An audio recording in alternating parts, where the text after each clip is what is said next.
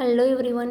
இன்னைக்கு நம்ம cultural evaluation of man தான் பார்க்க போகிறோம். ஹியூமனும் அனிமல் தான்.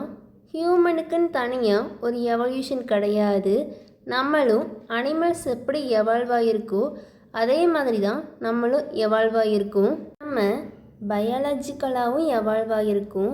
கல்ச்சுரல் கலாச்சார வகையிலையும் நம்ம பரிணாம வளர்ச்சி அடைஞ்சிருக்கோம்.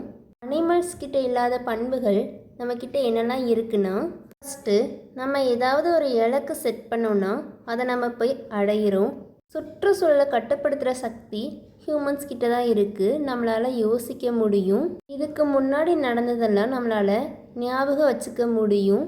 இதுக்கப்புறம் நம்ம என்ன பண்ண போகிறோன்னு யோசிக்க முடியும்.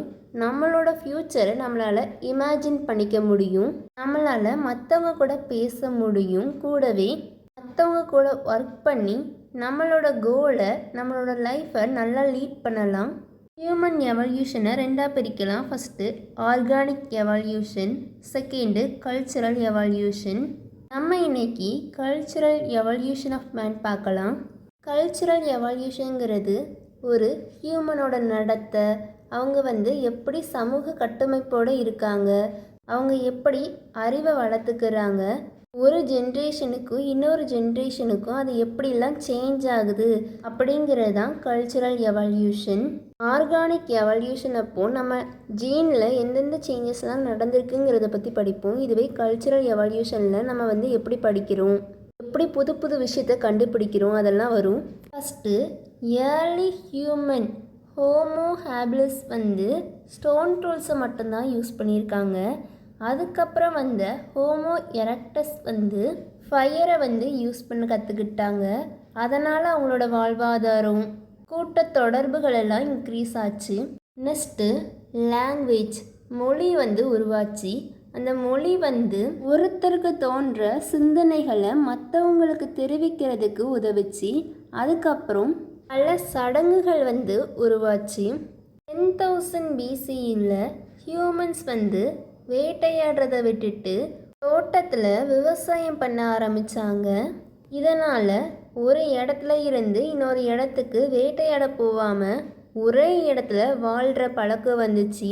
இதனால் மனித நாகரிகம் வளர்ச்சி அடைஞ்சிது. 3000 BCயில் ரைட்டிங் சிஸ்டம் உருவாச்சு. இந்த ரைட்டிங் சிஸ்டம் ஒரு இதை ஸ்டோர் பண்ணி வைக்கிறதுக்கு ஹெல்ப் பண்ணிச்சு. இந்த டைமில் தான் குழு தலைமை, ஆட்சி, மதங்கள் எல்லாம் உருவாச்சு. நெக்ஸ்ட்டு மிஷின் யூசேஜ் வந்துச்சு. 18th 19th சென்ச்சுரியில் நகரமயமாதல், நிறைய உற்பத்தியெலாம் பெருகிச்சு. நெக்ஸ்ட்டு 21st சென்ச்சுரியில் கம்ப்யூட்டர், இன்டர்நெட், ஆர்டிஃபிஷியல் இன்டெலிஜென்ட் வர வளர்ந்துருக்கு. இப்போது யாருக்காவது ஒரு ஐடியா இருந்துச்சுன்னா அதை மீடியா வழியாக வெளியே கொண்டு வர முடியும். ஒரு இடத்துல இருந்து இன்னொரு இடத்துக்கு ட்ராவல் பண்ணுறது ரொம்ப ஈஸியாகிட்டு, நிறையா கம்யூனிகேஷன் டெக்னாலஜி இன்க்ரீஸ் ஆகிருக்கு. நிறைய நாட்டோட பாரம்பரியத்தை பற்றி நம்மளால் தெரிஞ்சுக்க முடியும். புது புது கண்டுபிடிப்புகளை நம்மளால் மக்களிடையே கொண்டு போய் சேர்க்க முடியும். ஆர்கானிக் எவல்யூஷன் ஒரு அனிமல் தான் இருக்கிற இடத்துக்கு தகுந்த மாதிரி மாறுறனால நடக்குது. இதுவே கல்ச்சுரல் எவல்யூஷன் ஒரு ஆர்கானிசம் அது இருக்கிற இடத்த தனக்கேற்ற மாதிரி மாற்றிக்கிறதுனால நடக்குது. ஆர்கானிக் எவல்யூஷன் பேரண்ட்கிட்ட இருந்து சில்ட்ரன் அந்த மாதிரி தான் போகுமே தவிர மற்றவங்களுக்கு போய் சேராது. இதுவே கல்ச்சுரல் எவல்யூஷன் நம்ம ஃப்ரெண்ட்ஸ், கிளாஸ்மேட், பிளேமேட்ஸ் அப்படி யார்கிட்ட இருந்தனாலும் நம்ம ஒரு விஷயத்தை தெரிஞ்சுக்கிடலாம்ல. ஸ்டோனேஜ் பீப்புளுக்கும் இப்போ இருக்கிற மாடர்ன் பீப்புளுக்கும் எவ்வளவோ வித்தியாசம் இருக்குது. நம்ம வேகமாக வளர்ச்சி அடைஞ்சிட்டே போகிறோம்.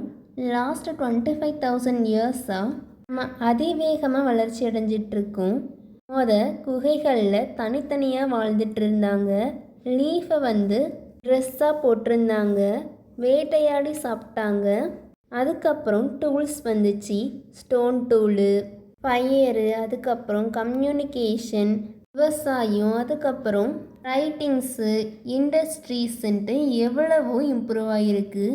ஏர்லி ஹியூமன்ஸ் சுற்றுச்சூழல் மாற்றங்களுக்கு பயங்கரமாக அஃபெக்ட் ஆகியிருக்காங்க. அவங்க வறட்சி, புயல் அந்த மாதிரி பயங்கரமாக கஷ்டப்பட்டிருக்காங்க. ஆனால் இப்போது நம்ம நம்மளுக்கு ஏற்ற மாதிரி நம்மளோட என்விரான்மெண்ட்டை மாற்றிக்கிடுறோம். இந்த கல்ச்சுரல் எவல்யூஷன் புது புது சமுதாய கூறுகள், புது புது கண்டுபிடிப்புகள், மனிதாபிமானத்தை பாதுகாக்கிறதுக்கு, மற்ற நாட்டு மக்களோட பாரம்பரியத்தை பற்றி தெரிஞ்சுக்கிடுறதுக்கு, அவங்களோட தொடர்பு கொள்றதுக்கெல்லாம் ஹெல்ப் பண்ணுது. அவ்வளோதான். தேங்க்யூ. தேங்க்ஸ் ஃபார் வாட்சிங்.